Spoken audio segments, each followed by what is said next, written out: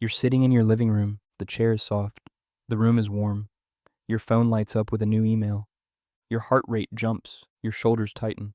A small wave of stress moves through your body. Nothing is chasing you, nothing is attacking you. You're safer than almost any human being who has ever lived. So why is your body reacting as if something dangerous just stepped out of the shadows? And why does your back hurt in a comfortable chair while your ancestors could walk for miles, squat for hours, and sleep on the ground? That raises a fascinating question. What if many of the problems we think of as normal are actually signs that our bodies still believe they're living in a completely different world? Picture this. 20,000 years ago, just before sunrise, a young hunter opens his eyes near the shores of Lake Turkana in northern Kenya. The air is cool. The smell of smoke from last night's fire still hangs in the air. Somewhere nearby, birds begin calling to each other. Nobody owns a clock. Nobody needs one. The sky is the clock. The hunter stands. His family stands with him. Within minutes, bright morning light floods his eyes. Not a lamp, not a screen, real sunlight. His brain immediately knows what time it is. His body knows what hormones to release. His muscles know movement is coming. His stomach knows food must be earned. Everything is synchronized. And that's where our story begins. Because your body was built for that morning, not the one most of us experience today. Now imagine a modern apartment. It's January. The blinds are closed. A phone alarm explodes beside the bed. The first thing your eyes see is a screen 6 inches from your face. You walk into the brightest room in the house. It feels bright. But here's the surprising part. That room may only contain a few hundred lux of light. Outside, even an overcast morning can deliver thousands. A sunny morning can deliver tens of thousands. Think about that for a second. Your ancestors started every day standing in nature's version of a stadium spotlight. We start ours inside what is essentially a dim cave. And your brain notices, even when you don't. Researchers eventually discovered something surprising. Hidden deep inside your brain is a tiny cluster of cells called the suprachiasmatic nucleus. The name sounds complicated. The job isn't. It's your master clock. Its entire purpose is figuring out one thing. What time is it? When bright morning light enters your eyes, that clock gets a clear answer. When it doesn't, the clock starts guessing. And guessing creates problems. At first, those problems seem unrelated. You stay awake later. You feel groggy in the morning. You crave snacks at night. Your mood feels off. But here's where things get interesting. All of those symptoms may come from the same source. Your body doesn't know what time it is anymore. Picture a woman sitting on a couch at 10:42 p.m. She's already eaten dinner. She isn't physically hungry. Yet suddenly she wants chips, or ice cream, or something sweet. Most people assume this is a willpower problem, but that's not what researchers found. Your hunger hormone, ghrelin, isn't just tracking calories. It's tracking time. In other words, part of your appetite is a schedule. And when your biological clock drifts, your hunger can drift with it. The craving isn't random. It's arriving right on time. Just not the time your ancestors evolved for. But that creates another problem. Because light isn't the only thing we've changed. Now imagine that same hunter from Kenya. He's been awake for hours. He's walked across rough ground. He's climbed, carried, dug, tracked animals. Maybe he won't find food today. Maybe he will. But one thing is certain. His muscles are already working long before breakfast arrives. Compare that to a modern commute. Coffee, car seat, traffic, office chair, breakfast sandwich, no movement required. The difference seems small. Your body thinks it's enormous. Here's why. When muscles contract, they become hungry for fuel. It's like opening garage doors throughout the body and inviting sugar inside. Your ancestors usually moved first and ate second. Many of us eat first and move later, or never. And that's where the mismatch starts showing up. The body isn't broken, it's following instructions written thousands of generations ago. Which raises an even bigger question. If our bodies still expect ancient movement, what else are they expecting? The answer is sitting beneath you right now, literally. Your spine. Most people believe chairs are good for backs. It sounds obvious. Chairs are comfortable. The ground isn't. Case closed. Except researchers decided to measure it. In the 1970s, Swedish physician Alf Nikemsen performed a series of unusual experiments.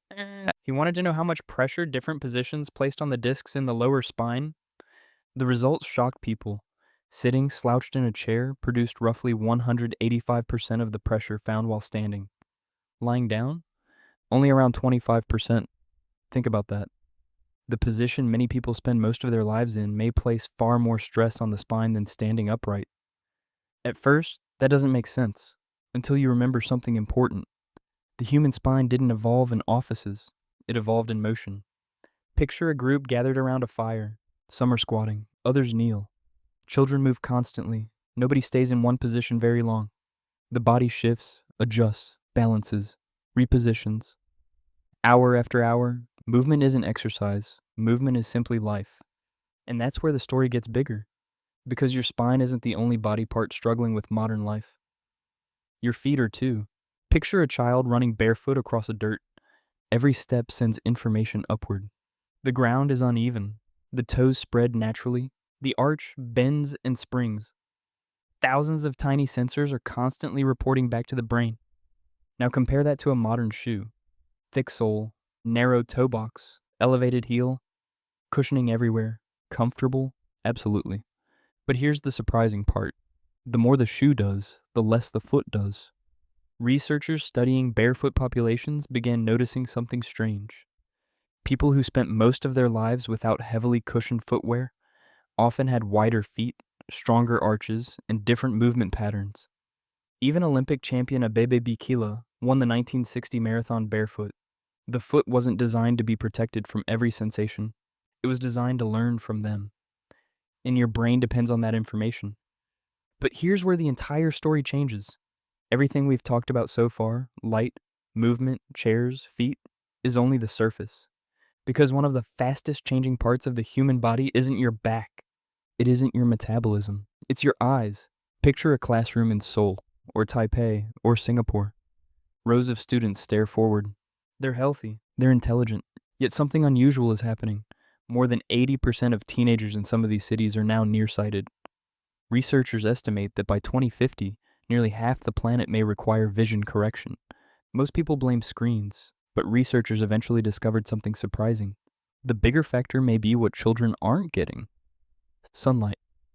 In study after study, children who spent more time outdoors developed lower rates of myopia.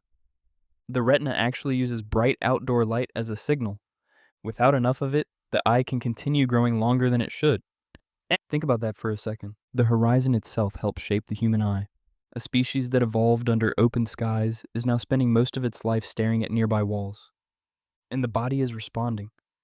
But perhaps the strangest mismatch of all is one you can't see. It's happening inside your immune system. Imagine a toddler crawling across the ground thousands of years ago. Dirt on their hands, animals nearby, microbes everywhere. To modern parents, it might look alarming. To the immune system, it looked normal. For most of human history, every meal, every drink, every breath introduced the body to countless organisms. Today, many of those encounters never happen. Cleaner water, antibiotics, indoor living, sanitized environments, all incredible achievements. But here's the fascinating twist. Some scientists believe our immune systems evolved expecting a much messier world. Without certain exposures, the system sometimes becomes overly reactive, almost bored, looking for threats that aren't there, which may help explain rising allergies and autoimmune conditions. The evidence is still being studied, but the pattern keeps appearing, again and again. The body expects one world, we built another, and that's the mystery running through this entire story.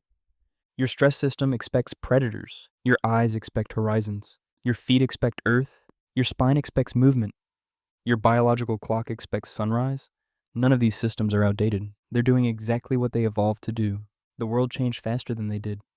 So maybe the real question isn't why modern humans struggle with sleep, stress, cravings, posture, and chronic disease. Maybe the real question is this: how many parts of your life feel difficult simply because your body is still waiting for a world it remembers, even though that world disappeared thousands of years ago?